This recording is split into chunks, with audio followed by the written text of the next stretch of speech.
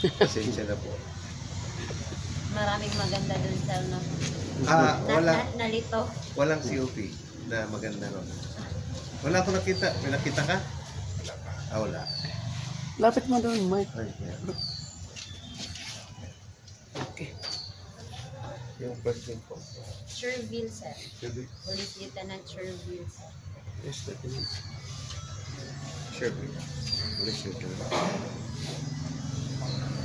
Magandang umaga, South Central Mindanao. Kasama natin ngayon si Police Lieutenant Sherville Criminal, ang Chief of Police ng Kapatagan, Lanao del Sur. At tuwa-tuwa kami sapagkat maayos ang daan, safety. So, magandang umaga, Mapita.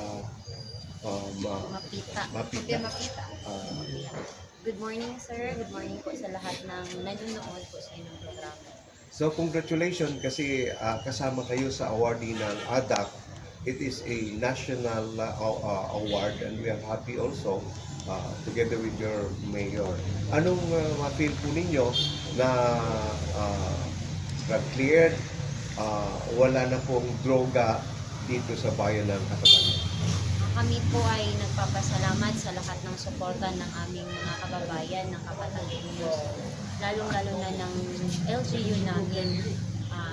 Hindi po natin maaabot yung award na yun kung hindi po sa suporta ng bawat isa sa atin.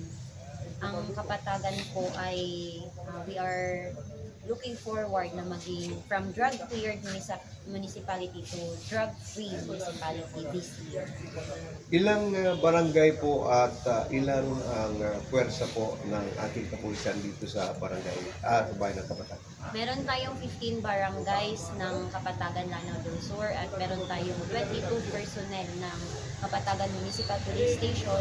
Pang 23 po ako ang Chief of Police ng Kapatagan Police. Able ba ito if ever na mayroon mga operations or as if talagang na-control na talaga ang drug at na-eradicate na po through your effort as Philippine National Police? Dito po sa Kapatagan, we really eradicated the presence of drug and meron po tayong monitoring. Kahit sa ngayon po meron tayong monitoring sa ating mga surrendered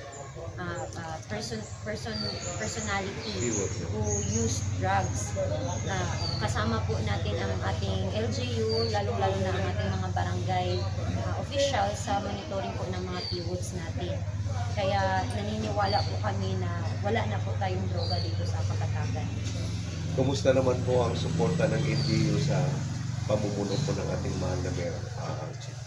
Ang mahal na mayor po natin, si Honorable Mayor P. Maglangit, ay napaka-supportive po, hindi lang po sa kanyang community, lalong-lalo na sa different agencies na nandito sa ating municipality. Kaya hindi po tayo nahihirapan sa mga operations natin, pagkakandak natin ng mga programs and activities kasi mismong LGU po natin malalapitan. Hindi lang po ng mga taong nasa posisyon, kundi pati rin ng mga tao na naninirahan dito sa ating municipality. Good morning, ma'am, no? Ito po si Bong Lubaton sa Bagwis News TV na, ma'am, no?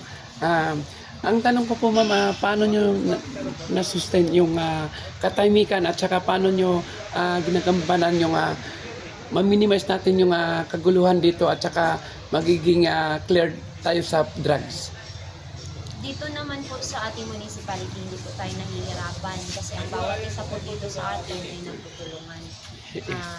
It's not only the job of the PNP na maging tahimik ang ating community, but also yung LGU natin, yung from barangay levels up to the municipal level, yung bawat official po ng LGU natin is very supportive sa lahat ng activities natin and very supportive para mapanatiling tahimik ang ating komunidad. How about radio settlement to part of the conflict of both families na medyo malalaking dito sa bayan ng Kapatagan? Majority po nasitan na. Regarding naman po sa rido natin dito, we're very happy to tell you that the peace committee here in the municipality. There is a working committee. Kaya po if ever na meron tayong mga RIDO, meron tayong mga related incidents sa RIDO, nasusolve po agad natin at napag-uusapan po agad natin with the effort of our LGU. Sir Bernal? Opo, ma'am, magandang umaga po. Bert Lau po ng ABN Radio Pilipinas. Latest update lang po, ma'am, yung mga nahuli nyo na mga troso. Meron pa bang nag-ooperate sa ngayon itong mga illegal logging, ma'am? I'm personally, together with my personnel sa KMPS, ako po mismo sa kanila. Nagkakanda kami ng patrol sa mga political boundaries po natin dyan sa Casa Mountains. Kami po ay we are assuring nyo na lahat po dito sa atin ay sumusunod. Wala na po tayo so far, wala po tayo ulit sa ating illegal logging activities. Wala po tayo na monitor na illegal logging activities. Okay. Sir, ingay na. So siguro message Chief, sa lahat ng mga bayan dito sa bayan ng Kapatagan, same thing with all barangay officials and all constituents na mag-remain sila to hold or obey the law in this municipality. Ako ay nanawagan sa lahat po ng ating community, sa ating mga official ng barangay, sa level na tayo ay patuloy na mapanatiling tahimik ang ating municipality. Maraming salamat. Yan po si Police Lieutenant Ferreral, ang Chief of Police ng Bayan ng Kapatagan, Lanao del Sur. Magandang umaga po.